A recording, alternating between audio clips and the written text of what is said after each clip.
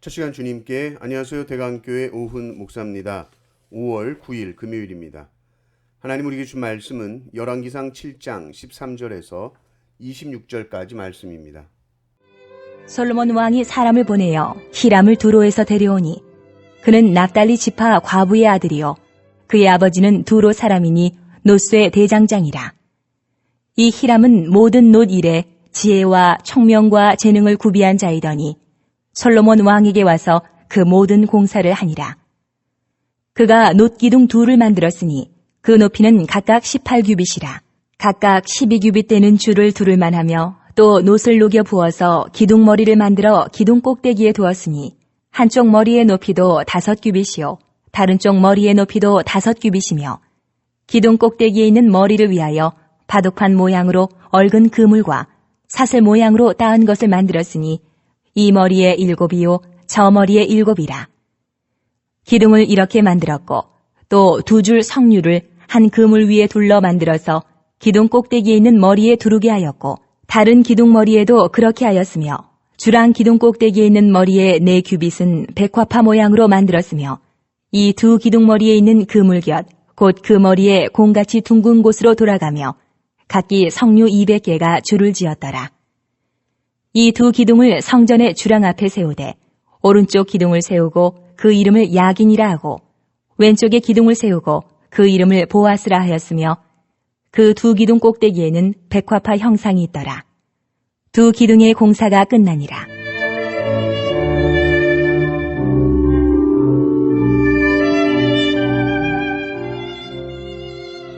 또 바다를 부어 만들었으니 그 직경이 10규빗이요 그 모양이 둥글며 그 높이는 5규빗이요 주위는 30규빗 줄을 두를 만하며 그 가장자리 아래에는 돌아가며 박이 있는데 매 규빗에 10개씩 있어서 바다 주위에 돌렸으니 그 박은 바다를 부어 만들 때에 2줄로 부어 만들었으며 그 바다를 소 12마리가 바쳤으니 셋은 북쪽을 향하였고 셋은 서쪽을 향하였고 셋은 남쪽을 향하였고 셋은 동쪽을 향하였으며 바다를 그 위에 놓았고 소의 뒤는 다 안으로 두었으며 바다의 두께는 한 손 너비만 하고 그것에 가는 백합화의 양식으로 잔가와 같이 만들었으니 그 바다에는 2000밭을 담겠더라.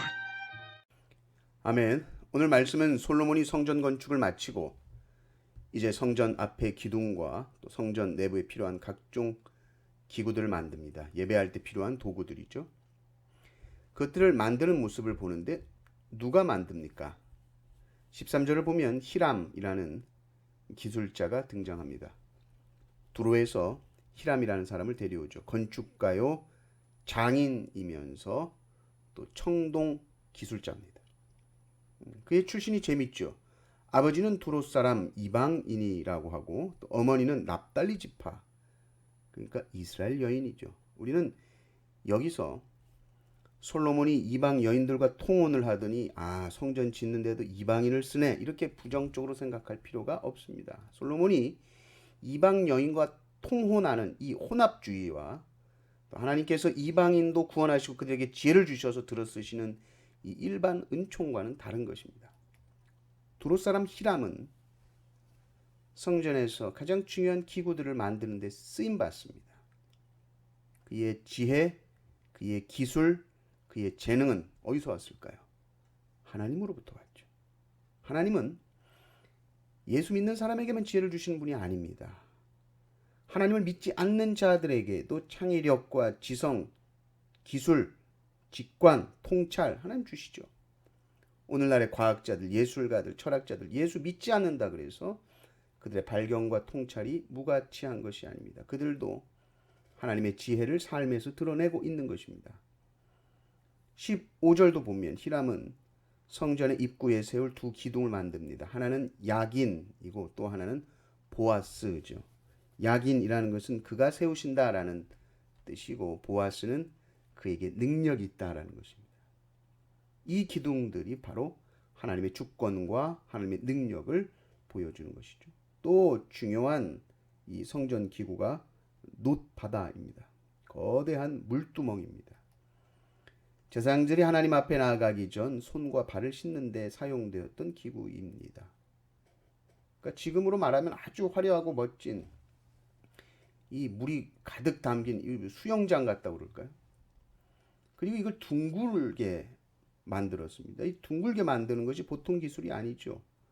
그 거대한 놋 바다를 소 12마리가 받치고 있는 형상으로 만듭니다. 대단한 예술 작품입니다.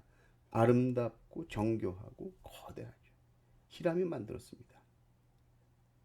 그러나 그의 지혜와 그의 기술은 하나님으로부터 나와서 하나님으로 말미암고 하나님께로 돌아가는 겁니다. 히람이 만들었어도 하나님께서 만들게 하신 것이고 하나님께서 지혜와 능력을 주신 것입니다. 모든 만물이 다 그렇습니다. 하나님의 진리는 교회 안에만 머물지 않습니다. 하나님은 당신의 이름과 당신의 영광과 당신의 아름다움을 드러내기 위해서 믿지 않는 자의 손도 들어 쓰십니다. 우리가 이 생각이 없으면 불신자들을 볼 때 경계하거나 무시하는 태도를 가질 수 있죠. 하지만 우리는 이렇게 생각해야 됩니다. 와, 너 참 지혜롭구나. 너는 아직 예수님을 모르지만 난 네가 가진 지혜도 하나님의 선물이라고 생각해. 정말 훌륭해. 이런 마음이죠. 이런 태도 하나가 그 사람의 마음을 열 수 있는 복음의 통로가 됩니다. 그들도 그들 자신 안에 있는 이 좋은 것이 하나님으로부터 왔다라는 말을 들을 때에 마음이 흔들릴 수 있죠. 하나님의 지혜는 깊은 통찰, 과학적인 발견, 건축물 속에서도 하나님의 지혜는 드러납니다. 우리가 또 좋은 음악을 듣거나 아름다운 그림을 보고 각 작품들을 감상할 때에도 하나님의 아름다움이 드러나는 겁니다. 우리는 그 안에서 하나님의 흔적을 보고 감탄하는 것이죠. 하나님은 햇빛과 비를 믿는 자와 믿지 않는 자 모두에게 주시는 분이십니다. 그러나 그 지혜가 어디로부터 왔는지를 분명히 알고 그 지혜로 인해서 하나님께 영광 돌릴 수 있는 사람은 참으로 복된 사람이죠.